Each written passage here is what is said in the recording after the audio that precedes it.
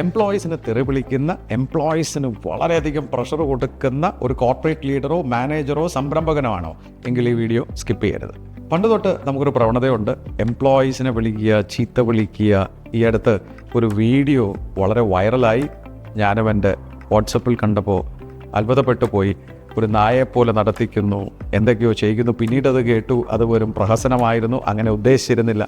അതെന്തുമാവട്ടെ, പക്ഷെ നമ്മളുമൊക്കെ കാണാറുണ്ട് ഈ എംപ്ലോയീസിനെ വളരെയധികം ചീത്ത വിളിക്കുകയും പ്രഷറിടുന്ന സംരംഭകരെയും കോർപ്പറേറ്റ് ലീഡറെയും. ഇന്ന് നമ്മൾ മനസ്സിലാക്കേണ്ടത്, ഇന്ന് നമ്മുടെ കൂടെ ജോലി ചെയ്യാൻ വരുന്നത് ജെൻ സി കാറ്റഗറിയാണ്. 1995 ശേഷം ജനിച്ച ചെറുപ്പക്കാരെയാണ് നമുക്കിന്ന് കിട്ടാനുള്ളത്.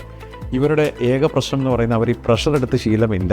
അവരൊരു റീസണബിൾ ആയിട്ടുള്ള പ്രഷർ എടുക്കും. അധികം പ്രഷർ എടുത്തവർക്ക് ശീലമില്ല. 2, ചീത്ത വിളിക്കുകയാണെങ്കിൽ അവർ ഇട്ടിട്ട് പോവുകയും ചെയ്യും.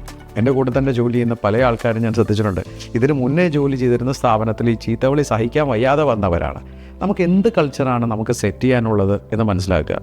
ഒരു സ്ഥാപനത്തിൻ്റെ വളർച്ചയെന്ന് പറയുന്നത് നമ്മുടെ എംപ്ലോയീസാണ്. അപ്പം നിങ്ങൾ ചൈന സന്ദർശിച്ചിട്ടുണ്ടെങ്കിൽ നിങ്ങൾ കാണാതെ പോരില്ല ബീജിങ്ങിലുള്ള the great wall of China, വൻമതിൽ. ഞാൻ എൻ്റെ ഈഗിൾ എന്ന് പറയുന്ന എൻ്റെ ഒരു കോച്ചിങ് പ്രോഗ്രാമിൽ 1500 പേരുണ്ട്. അതിൽ നിരവധി സുഹൃത്തുക്കളുമായി ഈ മാസം ഞങ്ങളും ചൈന വിസിറ്റ് ചെയ്യണം. പക്ഷേ ഇതിനു മുന്നേ ഏകദേശം 30-32 തവണ ഞാനും ചൈനയിൽ പോയിട്ടുള്ള ഒരാളാണ്. ഇതിന് മുന്നേയും ഈ ബീജിങ്ങിലെ ഗ്രേറ്റ് വാൾ ഓഫ് ചൈന കണ്ടിട്ടുണ്ട്.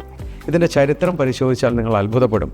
വേറൊന്നുമല്ല, ഈ വൻമതിൽ പണിത് വെച്ചിരിക്കുന്നത് പണ്ടുകാലത്ത് ശത്രുക്കൾ അപ്പുറത്തെ സൈഡിലേക്ക് പോകാതിരിക്കാനാണ്.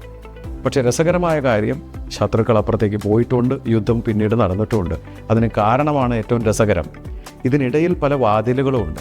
ഈ വാതിലുകൾ ആ രാജ്യത്ത് തന്നെ സോൾജിയേഴ്സ് തുറന്നു കൊടുത്തതാണത്രേ.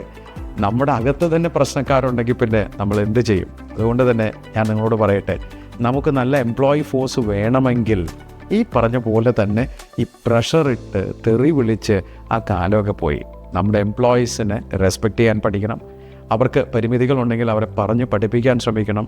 ചീത്ത വിളിച്ചുകൊണ്ടും അവരെ അസഭ്യം പറഞ്ഞുകൊണ്ടും അവരെ പ്രഷർ ഇട്ടതുകൊണ്ടും ഇന്ന് പ്രൊഡക്ടിവിറ്റി ഉണ്ടാവില്ല എന്ന് നമ്മൾ മനസ്സിലാക്കിയാൽ നമുക്ക് തന്നെയാണ് നല്ലത്.